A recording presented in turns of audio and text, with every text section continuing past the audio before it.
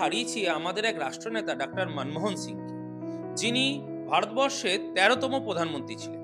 ২০০৪ সাল থেকে ২০১৪ সাল পর্যন্ত দেশকে এগিয়ে নিয়ে যাওয়ার দায়িত্ব দেশবাসী ইনারই হাতে অর্পণ করেছে।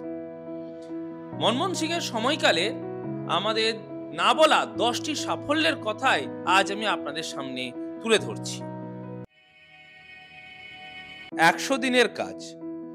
২০০৫ সালে মনমোহন সরকারের আনা এই আইন আজ গ্রামীণ অর্থনীতির ভিত্তি হয়ে দাঁড়িয়েছে। পরমাণু চুক্তি। ২০০৮ সালের ভারত মার্কিন পরমাণু চুক্তি ভারতের শক্তির চাহিদা পূরণের পাশাপাশি আমেরিকা এবং পশ্চিমী দুনিয়ার সঙ্গে ভারতের বন্ধুত্বের পথ খুলে দেয়। তথ্য জানার অধিকার। ২০০৫ সালে পাস হওয়া ঐতিহাসিক আরটিআই আইন সরকারকে প্রশ্ন করার অধিকার পায় আম জনতা। ২ সংখ্যার আর্থিক বৃদ্ধি।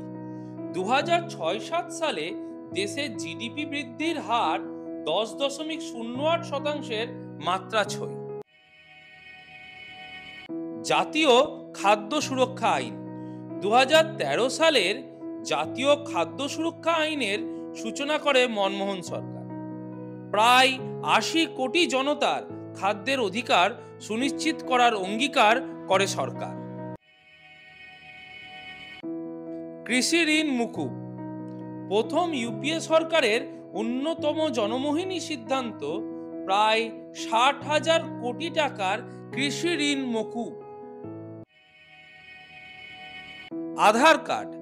২০০৯ সালের ২৮শে জানুয়ারি ভারতীয়দের অভিন্ন পরিচয়পত্র তৈরির উদ্দেশ্যে আধার কার্ডের সূচনা হয়। মহাকাশ গবেষণা। মনমোহন সরকারের আমলেই প্রথম চন্দ্রযানের উৎক্ষেপণ হয়, এমনকি মঙ্গলযানের উৎক্ষেপণও হয় ২০১৩ সালে। পোলিও মুক্ত ভারত।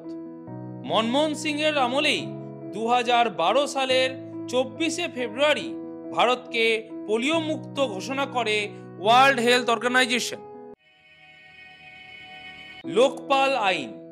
দুর্নীতির অভিযোগে বিদ্ধ সরকারকে শুদ্ধ করতে ২০১৩ সালে লোকপাল আইন তৈরি করেন ডক্টর মনমোহন সিং।